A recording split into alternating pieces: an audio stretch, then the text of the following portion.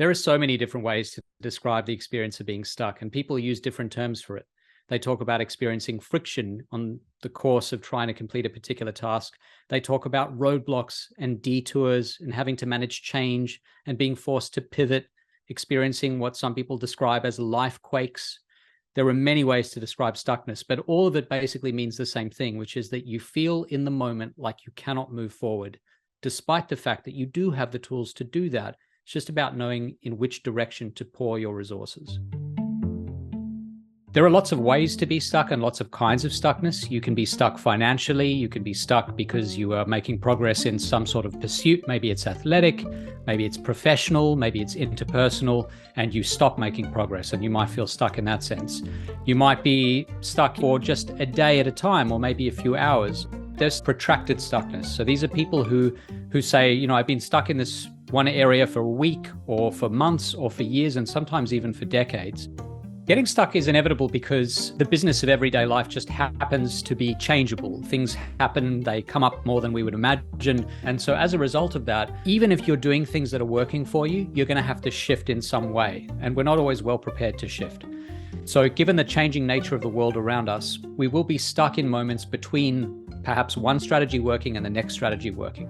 And so you've got to work out how to pivot from one approach to another. There's also a lot of evidence that when you plateau, that happens a lot of the time because you've been using the same technique, whether you're training in a gym, whether you're learning and memorizing words for a language the same way. It doesn't matter what you're doing. Eventually you hit a plateau if you don't change things.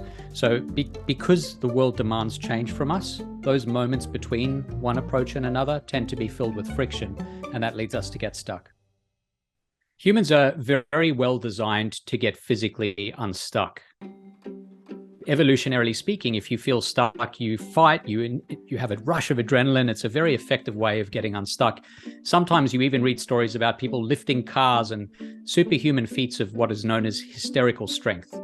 That, unfortunately, is incredibly counterproductive when it comes to being mentally stuck or stuck in a cognitive sense, because what happens there is you flail, and flailing is the worst thing to be doing. What you need to do is actually to slow down, to strategize, to think a little bit before you act.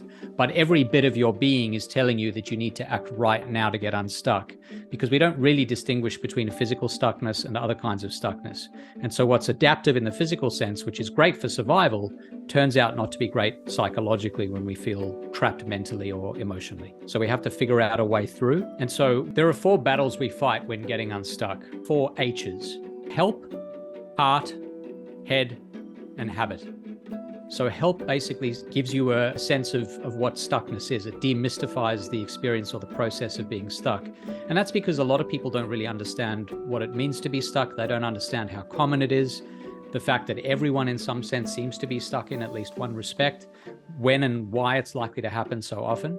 Heart deals with the emotional consequences of feeling stuck. It's an aversive experience. It doesn't feel good. So we have to figure out a way through. Head, and that's the series of strategies, the mental approaches you can take to getting unstuck. And then the last is habit, which is about the actions. And really, the most important thing for getting unstuck is to act. And there are 2 reasons for this. One is the obvious reason, which is that you can't be stuck if you're acting, if you're moving, if you're making progress in a particular direction. And so people who feel really, really stuck are often told that take the smallest, most atomic little jump from not acting to acting, write one word, write one note if you're writing musical composition, write one line if you're a filmmaker. It doesn't matter what it is. The smallest amount of action takes you from the binary of not acting to acting. And that's useful. That means that you're no longer stuck. But the other thing acting does is it serves to give you a kind of bodily feedback. It says something to you about where you are, and that is important for reinforcing the idea that you're moving forward. So just as when you smile, you feel happier, at least research suggests, the same is true about action, that if you feel stuck but you're acting, you start to see things a little bit differently. You realize, hey, I'm actually not as stuck as I thought I was. I've just produced some words on the page, or I've just managed to create some sort of meaningful output that matters to me. And so acting is paramount. It's the most important element in getting unstuck.